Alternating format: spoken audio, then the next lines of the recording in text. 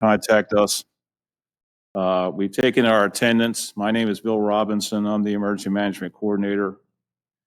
So on the agenda tonight, we have a few different topics, and we're going to recap some of the things that have happened over the last few months, where we've met virtually in one case, and we distributed information to our team and others. So the first thing we want to talk about is COVID-19. Obviously, we're still dealing with it. You see that we are all wearing our masks tonight, and we encourage all the residents to do the same. And social distancing, obviously, is important. Now, one of the things that we were reviewing was shelter consideration, in the midst of this COVID situation. And we've acquired from FEMA a number of masks. The township has supplied us with sanitizing hand sanitizer, and we are pretty much prepared if we had to establish a shelter that we would have enough PPE to satisfy the requirement. Speaking of shelter and sheltering in place, where FEMA just recently has come out with a new guideline where it was 72 hours, where they figure you may not get any assistance from anybody for 72 hours, so prep yourselves. Now they're looking at 96 hours. So it's something to consider. In addition, on the Facebook page of the township, this is National Preparedness Month in September. Every week we had a informational session on how citizens can prepare for a disaster or an emergency. And we're getting out of the hurricane season time, but now the next element is the weather in the winter, which could require the same thing. But prepare that you may lose power for a period of time. Make sure you have enough water, medications, and anything that you think is important to you, and even to your pets, because that's something that was learned during Katrina, and I actually did a study on this, where persons with pets would not evacuate or move unless there was somewhere for their pets to go safely. And it's actually the less people in the house and the more pets. If you get that little definition, that's where the line is. So if you're an individual and you have 3 cats, the chances of you moving out if you have 3 people in the house and 1 cat is highly unlikely. And I've even experienced it here in this township when we had to do an evacuation where people said, this is before Katrina and before a lot of this information that, hey, you need to move. Well, no, my dogs are here, I'm staying here. So that's a consideration. So think of your pets as well. In addition, for the team and for the public, we continue to monitor the weather.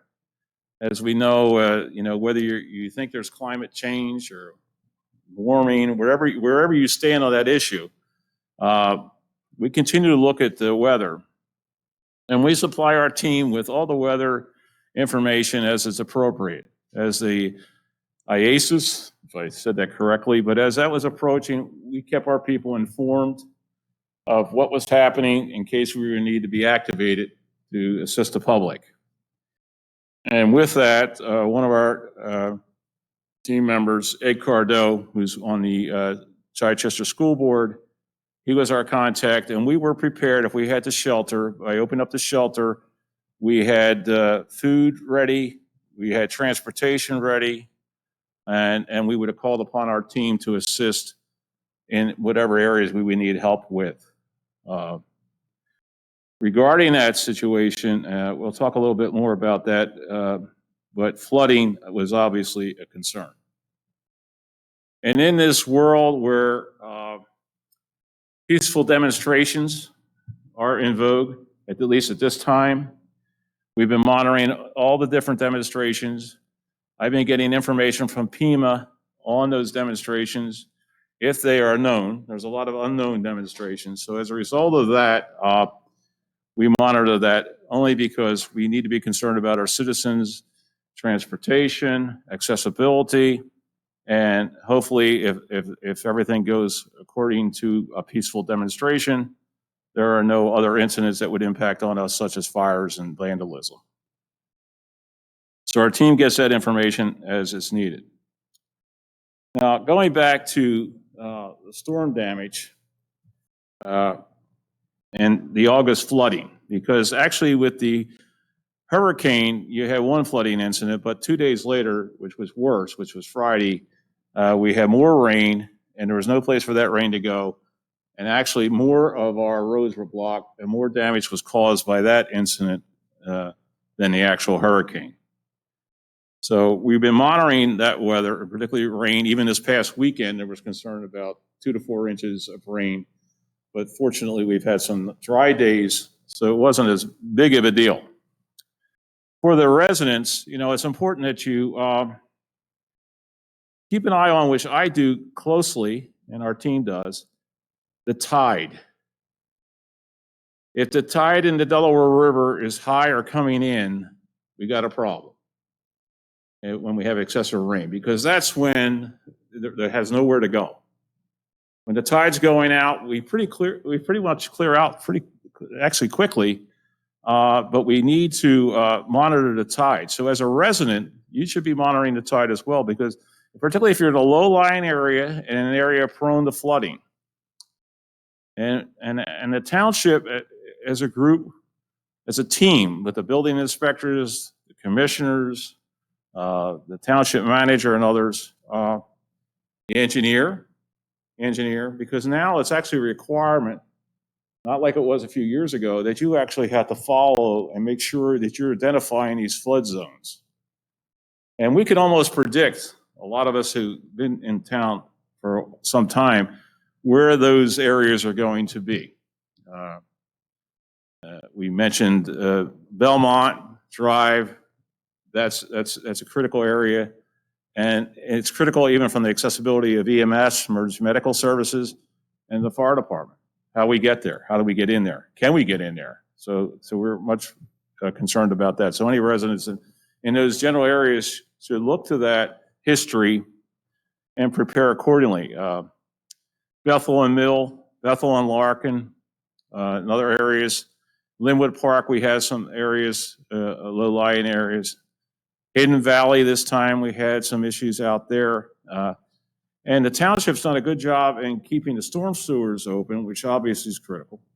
But even with this little bit of rain we had just a couple days ago, with the leaves on the ground, that creates a problem because it clogs up the storm sewers. So again, for our residents, if you're near one of those storm sewer grates and you see that the leaves there, you can take the action to clear those leaves so the water has a place to go. Because otherwise, it's going to start flooding out roads. And I saw slight flooding, and we talk about flash flooding. So, it's something we're concerned about. We've had emergency declarations where we've had not emergency declarations in the past. I've signed at least 2 emergency declarations. And one of the benefits of that is in reference to the township possibly recouping, and citizens recouping funding for any emergencies damages that they've incurred. Not easy. At Bethel and Mill, I went to one house, and fortunately the person had flood insurance. Flood insurance is not cheap, but there are different variations of it. It may be another thing you may want to look at if you're in one of those areas. You want to look to see if maybe I can afford it. Is it necessary? Because I won't pay for everything. If you look up on FEMA website, you can look at those kind of things and look for flood insurance, and it'll give you an idea. And that's a government. You can get it privately as well.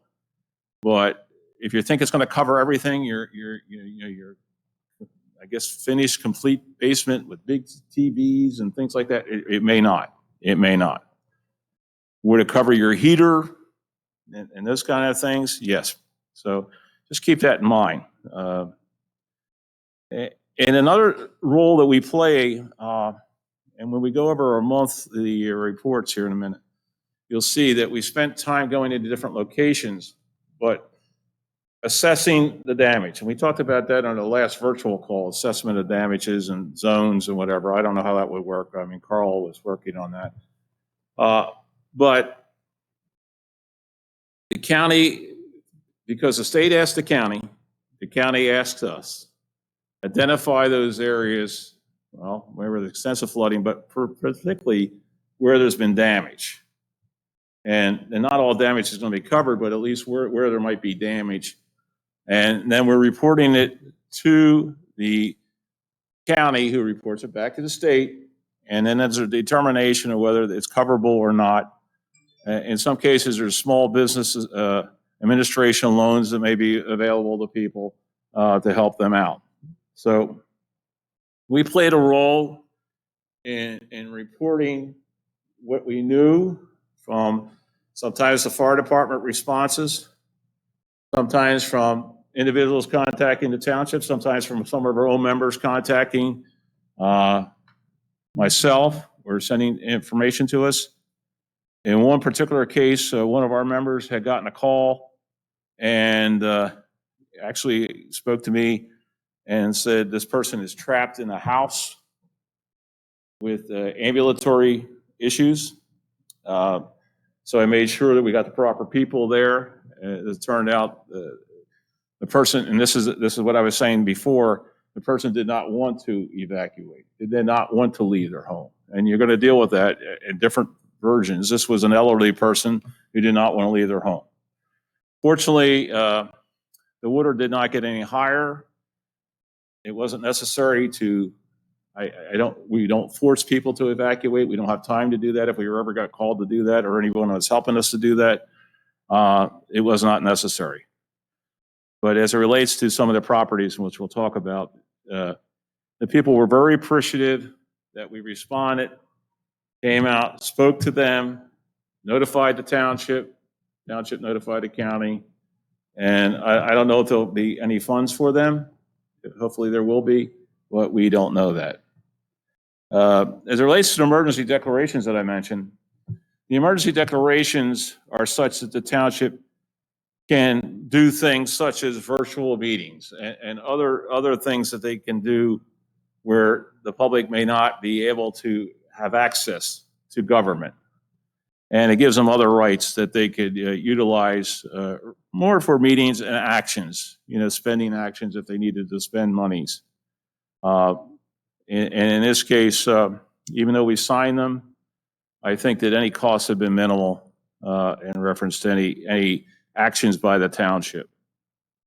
So that's an overview. I'll talk a little bit more about it here with the reports that we sent out.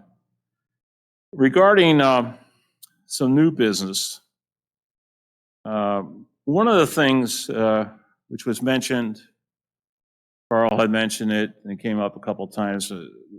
Some of you were here, some not, at other meetings, where they talked about some form of identification.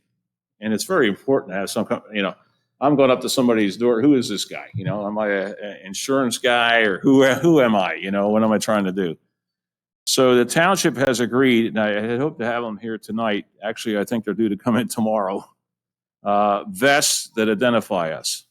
So we will have reflective vests that will say emergency management on it. So we should have those again in the near future. We'll figure out how do we get them distributed to each of you in case you need to go out, or if you're at a shelter that you're identified easily. And with that comes the ID cards.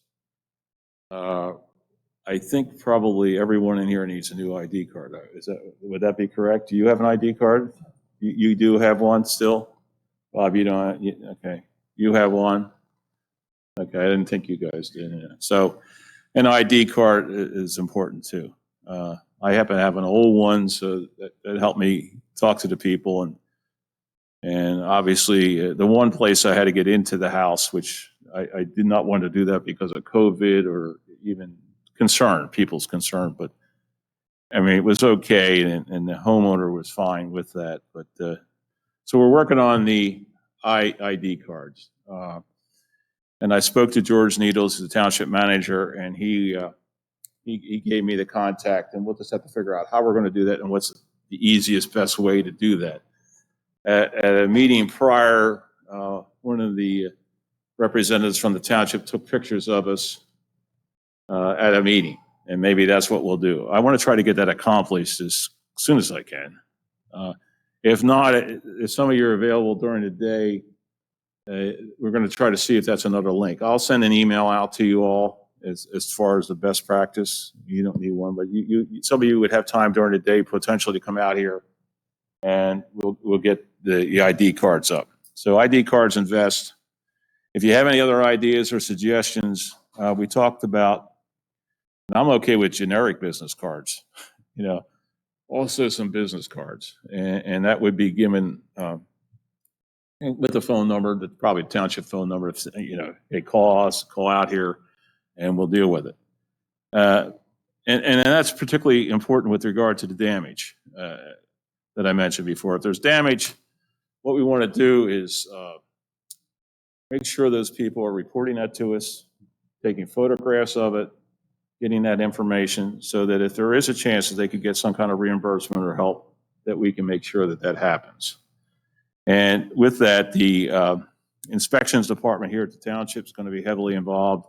The engineer, we had a conference call with all these parties, and there'll be another one in the near future. It hasn't been set up yet in reference to that dealt with collection of data. And there was a significant amount of data that the county needed on each of these properties. And they would ask questions about whether the person has flood insurance, whether or not, what's the damage, how much damage. I mean, there was an Excel sheet that was probably several inches long that I asked our computer expert here to try and narrow it down.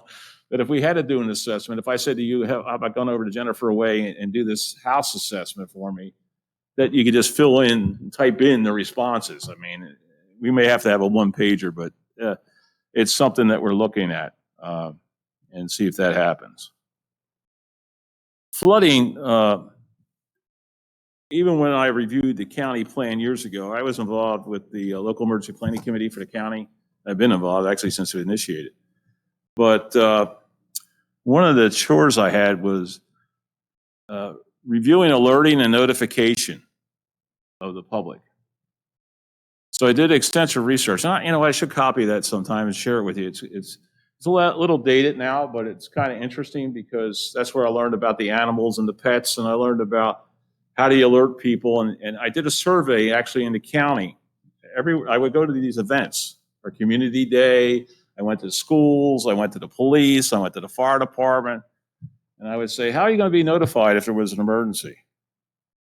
And people would say the fire siren.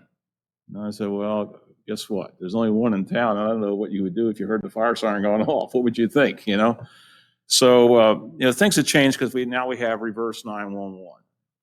And I only mention that because the other night, and you may have caught that, the 911 system went down. The 911 system nationally went down. So I made my contacts because I actually knew that Delaware State went down. And what would happen if somebody called 911, they would get a recording. So it wouldn't go busy. You get some kind of recording, all lines are busy at this time, one of those type of recordings. But so everyone knows, and again, the residents know that I contacted the county and we were prepared if we had to, we could go through reverse 911 because reverse 911 calls a phone number. It's not like you calling 911, all right?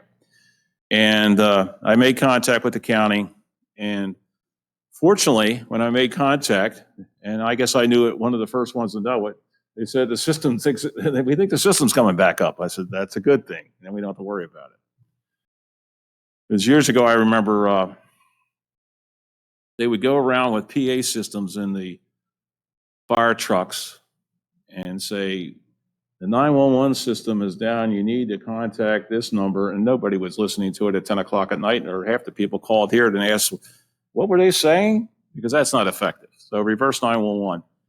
I was on a call today with FEMA on, it's called IPAWS, and it's an integrated public alert and warning system, IPAWS, IPAWS, IPAWS. And what they do is periodically have different types of alerting systems that people put out there. We use Everbridge and the township as one alerting system besides the reverse 911. And that's to the county, because the county actually supports Everbridge.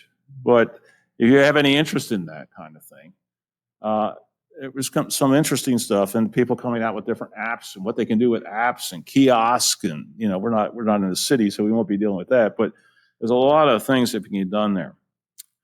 But one thing that we may be able to do, if there's interest, is getting Everbridging put out messages, and you can pick a zone. Is get someone from our group trained. I don't know if you have any or not, Carl, but trained in Everbridge. It was mentioned before, the training usually is 1 day, and it would be a backup, but that would be a situation whereby if we had set up an emergency operations center, we may be dictating messages out to the public. Because one thing, back to my study again, but it's true in any research you do, you've got to continually update the public on messaging. I mean, because what happens if I said there's going to be a shelter in place now, and it goes on for a couple hours, what are people going to start doing if they don't have any new information? They're going to, I haven't heard anything. I guess it's okay in some cases, I think. Or let me look outside and see if anything's happening. Let me see what my neighbor's doing. In fact, one of the study things I found is that people were more apt to listen to their neighbor than in some cases the police or fire. And that was a study done in Pennsylvania. So it's kind of interesting. What are the neighbors doing? They'll call you up. What are you doing, Hal? I'm going to hang in here a little bit longer. Okay, but you got to continue with that messaging. So, we'll have to see if we can get someone potentially trained on that. If we can divide, and that's what we were trying to do back in June, and I know without being face-to-face, it's kind of hard anyway, but just finding out what the interest levels of people are, using those skills, and defining what skills we're missing so that we can try to fill in those gaps, So Everbridge is something that I'm exploring with the township to see. Since I'm actually on a new business, the other thing, we did one little quick exercise. Interestingly enough, we did it with the Board of Health, and we did it with a medical situation, and it was just a quick exercise. I gave Dr. Goldberg, who's our health officer, some contact information, ironically, on medical supplies, vaccines, and other things to a distribution point, which I won't announce where that is. But and we could, as a municipality, participate in that. Little did we know that we'd be dealing with COVID. Little did we know. But it just got some people thinking in different directions, and that was a good thing. What I like to do is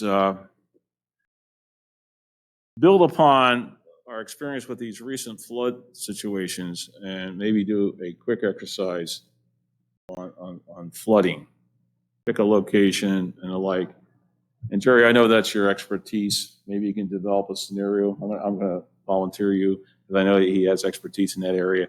And anybody you want to get a little scenario, just say, okay, this is what we got to do, and just run through it again. Because again, I didn't need to utilize any of you, or Carl didn't. We were okay. We were okay this time. I don't know about next time. So by having, and how are you going to get? I talked about roads being blocked. How are we going to get around? What can we do virtually, like everything else is done virtually? What can we do virtually?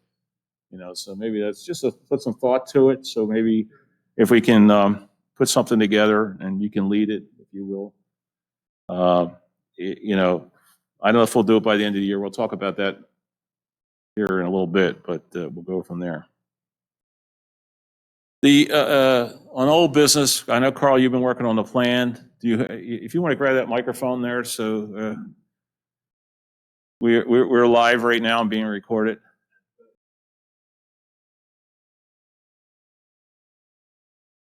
This is Carl Smith. He's the Deputy Emergency Management Coordinator. All right, we're on. We're live. Not a whole lot to report on the book itself, other than where I'm at is trying to take a subset. We kind of listed a long spreadsheet of all the sections that we were able to identify in the 6, I believe, different versions of our book. So we listed all those out for each version. I started to take that apart and take a subset of that and say, and I have one copy of it here, what information is perishable in there? And I think that's something we're kind of facing right now.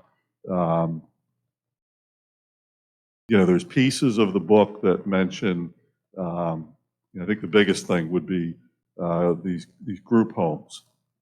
So they would say, okay, there's a group home, it's owned by XYZ Corporation, it's on this location, there's 3 clients there, there's 2 caregivers, contact information maybe for the parent company, contact information for the caregivers, and maybe a phone number. I think that's all very perishable. I'm not sure where that is filtering down here, meaning in the township office, but it's information that's in our book. And we kind of talked a little bit about maybe giving some of this out and having people, parse it out and give it to different people in the group and say, okay, here, see what you can find out. That stuff, I think, it's got to exist here. We need to get kind of moving on it and get it updated again. So that's one example. Other examples are maybe a little less perishable, like there's mass gathering sites, shopping centers, those kind of things. They're not necessarily changing that much. So I'm trying to also rate, how often do we need to look at that? Is it a constant thing? Is it a weekly, monthly schedule? Is it maybe every year? Pipelines is another one. Pipelines themselves aren't going to change. We don't really have ones going in and out for the most part. But the contact information might. Corporation may buy another one. So that might be more of like, okay, we look at that every year, or, if information comes in here to the township, can they get it back out to us? So I guess the big thing is we're going to have to look at these perishable pieces and say, where's the source going to be for that information?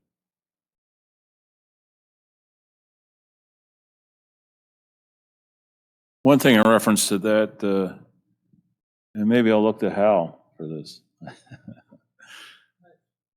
I know. Well, no, actually, it's going to be fairly easy, but it might help with this situation, is to contact the township and see a lot of the information. When I was police chief, I incorporated in with the renewal of the business permits, contact information. And I actually assigned one person to do that and send it to 911, so they would have, because a lot of times, whether it be police or fire or EMS, you're looking for contact information and you don't have it. And that was one way of us getting it. Who do we contact? We got an alarm going off. It could be something as simple as that. Who's going to shut the alarm off? If you could just check and see, my question is, the businesses will be, see what kind of format they have that in now, whether that's something that's accessible with Carl's computer skills. But also, though, and I'm not sure about this, I mean, I was here when CLAs came into existence, actually, because it hasn't been that long that they've been in existence, so I guess unless I'm too old. But anyway, the CLAs, whether they have to or not, and I would think they are, because that's a business. As I see it, that's really where the question is, the CLAs, because we have community living arrangement. We have a number of them in our township, a number of them, and a lot of times you wouldn't realize where they are. I mean, sometimes when there's an emergency dispatch, if they would call, we would get that information because that information would show up on our, our systems or through 911. That's the only reason sometimes we know that. And we also have repeat situations at different locations, and we get to be familiar with those. So we know that it is, if it's a fire call, it could be something as simple as unattended cooking, which a lot of times it is, a fire alarm going off because of that smoke detector. That's how we learn. But they're amongst us in every part of our township and every zone, so it's something, yeah. So if we can do that, I think that's a good start in a place, and then we can delegate from there. If we need help, okay, who can help us with this? Can you make a couple phone calls during the day? If we divide and conquer that'd be good. That would be good. Yeah, and I think, Bill, there's probably some pieces we need to fill in there too. I don't know, I'm just thinking if we need to get a hold of a location or a group of locations in a certain area, and we can't physically get there, but we want to call them or something. That kind of stuff is really sparse in that document. So if that's coming into the township, then we need to make sure we get that. Or, most people probably don't have a wall phone anymore, but do they have a business phone at this location or a wall type phone, or, other than a cell phone that somebody takes and goes home with? Pertinent information, yes, it would be great to have that if that's a caregiver that's there, but also, like a central number that might be on location, and even a corporate number too. Not bad to have. So there's pieces of things that we would like to have it. So maybe you can assess that for us and look at it. If you can send anything to them electronically or even to the group electronically. Well, a year ago it was mail-in form, now they're doing it Like- electronically. oh, okay. You Well, have to provide several times. yeah, so that would be good. Now, also, you were working on the shelter in place, condensing that just for, that would be for our purposes, so that rather than having a big book to try to go through, he was working on sheltering in place in a condensed version. right. So on that, we now have a single PDF, which I am going to put in a book, just so we have at least one or two copies of a book, a physical copy of it. But we at least have a PDF of what was in our original big book with all the planning documents and the blank forms that you would need to establish a shelter. So we do have that. And I think I did send it to you. I don't remember now. It's been so long, but we do have a copy of it. And should tonight, tomorrow, if something comes up, that's our go-to. If you want to send that to as well, because then, let's say virtually, I can say to John, hey, John, hey, look, can you handle this part of it? Because you can do some of it virtually. Some of it you can't, obviously. It's a Right. shelter. But Yeah, at least as far as contacts are concerned, we might be able to make some progress. It's a very appropriate physical document because it's going to live. If you're setting up a shelter, the blank forms, that's what you're going to want. As you're admitting people and looking at health needs and Yeah. food concern, all that kind of stuff. So they're all in there. So probably, if you go by history, we know that flooding is going to be probably the most common emergency that we'd be dealing with. I know we've had tornado warnings here recently, which is unusual for our area, but flooding is the most common. The second thing is probably the most common thing that we would be involved in would be some development of a shelter. And we're not going to move rapidly on that because there's a lot of responsibility and it's manpower intensive. And that's why we asked the public, and not only us, but FEMA and every other probably emergency management group, that you need to prepare for yourself and don't expect help immediately, whether that be a power failure or any other issue. We have, and we'll talk about that in a minute, we've also monitored power failures over extensive areas during the last few months. And fortunately, it's come back in a reasonable amount of time. Willowbrook areas for one, Kingsman Road area for another, caused by a tree down. And And we met the companies that go out, and actually we got real good service for Kingsman, better than we expected, because it was going to be days, and they actually did it in about a day. So we can intervene. Sometimes, though, if it's massive, you know that the electric companies and everybody else is going to be tied up, and you're going to be wanting to get that assistance, but so does the neighbor next door, and so does that other town down the road. So we're all battling for the same resources. So that's a challenge. But And I have Good. a question. Is Everbridge simply a messaging system, or is it a collaborative software? I consider it a messaging system. So it's not, it does not have chat rooms and things where you can have small groups of people working inside of a chat room per se, which is then integrated into a larger package, which can then bring all those chat rooms together into a general meeting. I'm not sure. I don't want Not to. having the training yet myself, I don't think so. I think it's more of a one way out. Because The broadcast out. It can be different groups. You can have like a small group or. a collaborative software is really good for planning purposes, and you could take the book, you could distribute the pieces of that book into the collaborative software, into various chat rooms for various groups to work on various sections of that. And it would be a quick reference and also a working document that could be If learned you, from that collaborative process. and I know you have a computer background as well. I think what you need to look at is, and that's why I was actually going here. Everbridge has multiple facets to it. There's also emergency operations software that I'm familiar with. The one thing is cost, obviously, that we have to be concerned about. But there are a number of programs out there that can give you various different information. For instance, I just got an alert here a little bit ago from San Pedro Street and East 87th Place reports a shooting outside of a high school, 2 people injured. And you say, what? Why are you getting that? It's Los Angeles, California, because I have assets throughout the country. So what they're doing is they're picking up on, a lot of times, social media information, and they're forwarding it. If it was Philadelphia, I get it at Philadelphia. If it had something to do with the airport, I'm going to get it to the airport. If I have facilities in California, Louisiana, I got them in Ohio, we got them in Tennessee. So every time I get all this information, then what I do is disseminate whether to those, my other security personnel, if I think it's relevant to a concern. There's a public health advisory in Louisiana statewide. I'm just giving you an example. So Everbridge, this is through Everbridge.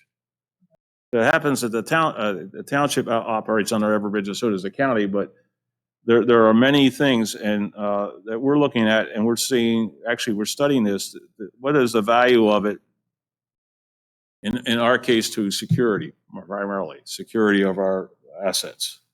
So yeah, if you want to, Everbridge is used by the state of New Jersey as well for alerting, and they use it for the public notifications. As if the citizens, and they should go to the Delaware County site and sign up for these messages, because and anywhere that if you have a summer place somewhere, sign up for those, because what will happen is you'll get these messages, and it's a free service. It's all free, and as you mentioned before, most people have a cell phone. I still have a landline in my house, so of course.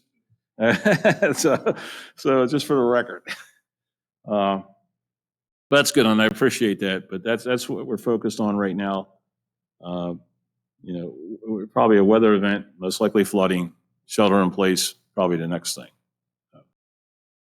So with that in mind, a couple of things just for general consideration. Today I was on a webinar. Everybody's having these virtual webinars, so there's too many of them actually. You sit there and listen. This was a good one though. It was from Allegheny County, Pennsylvania, on the fuel supply chain, and it was kind of interesting because it does have a relationship to an emergency.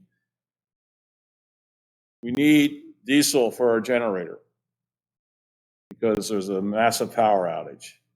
Who needs diesel for their generator? Everybody that has a generator. How do they define who gets it first, who gets it second? There was another, and I'll go to that because a few years ago, I was involved with the state of New Jersey, New Jersey Office of Homeland Security and Preparedness. We did an exercise, and it was called Running on Empty. And what it involved was just basically the same thing. And again, they had a hurricane after that. If you recall, when Christie told everybody to get off the beach, everybody got off the beach. That's Governor Christie in New Jersey. The only thing they didn't plan for was everybody getting off the beach had to fuel up their vehicles. That's what they did, right? The fuel trucks couldn't get down to the beach to fill up the gas stations and put the fuel in the vehicles. So then I was sitting there, and this terminal operator says, "I have all these home heating fuel trucks. We'll put diesel in there, and we'll get them there. Smaller trucks, right? You don't need a big tanker. We'll get them there. We'll get to the hospitals." The guy from their New Jersey DEP, Department of Environmental Protection, gets what he said. You can't do that because that's not regulated. You don't have permission to do that. You're not paying money for this. Permits and things. How it went, and after that, unfortunately, we had that exercise with Superstorm Sandy. And we were prepared because the terminal in Delaware, our Delaware City refinery terminal, was one of the only terminals in operation in this region. And who would ever have thought, right? And FEMA was looking for fuel. So everybody's going to be battling for fuel. So the other part of this that came up today, which was very interesting, and that's why you got to think outside the box sometimes, COVID-19, right? What if a company who's going to deliver diesel to Upper Chichester Township Generator, right? How about if their driver has COVID-19? And because of that, he's infected and impacted upon the other drivers of that same company. Who's driving the trucks? Interesting stuff to think about. So that was today, Delaware County, LEPC, thank you very much for the invite because I got on there. But it was Allegheny County, and they have Pennsylvania DEP, PEMA. Look for more information on that because I didn't have a chance to check the websites I was writing down, and I hope to get the slide presentation. And if I get that, I'll share the whole slide presentation with you all. Just little things to think about like that. Because no one, and back to Running on Empty in New Jersey, I mean, people are looking at each other and say, what, you're not going to let this guy use that small truck? Delaware County called me a couple years ago, our emergency management, the director of the county. He's built, we need number 6 fuel oil. For what? Number 6 fuel oil. A hospital in Philadelphia needed it during an emergency. So I'm calling up my refineries. For those that don't know, I manage security at oil refineries. We have already number 6. Do we have any number 6? And it's not something that we carry. Or the other thing that I learned on the Running on Empty and other exercises, they think that all those tanks are full of gasoline. They may be, they may not be. Just because you see a tank out there doesn't mean it's full of anything. And it doesn't mean it's full of what you need.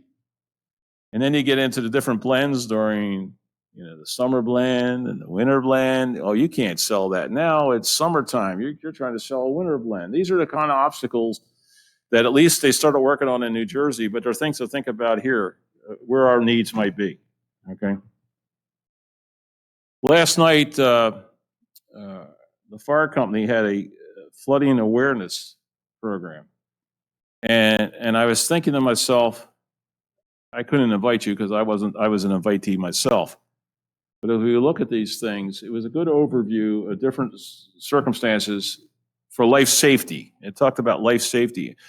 And for the community, again, I mean, when we're talking about life safety, what are you walking into if you walk into floodwaters? Is there obstacles that you don't see? Are there hazards that you don't see? For instance, are there electrical lines that are down that are maybe generating electric to some of a fence, as an example. These are the concerns. What's in the water?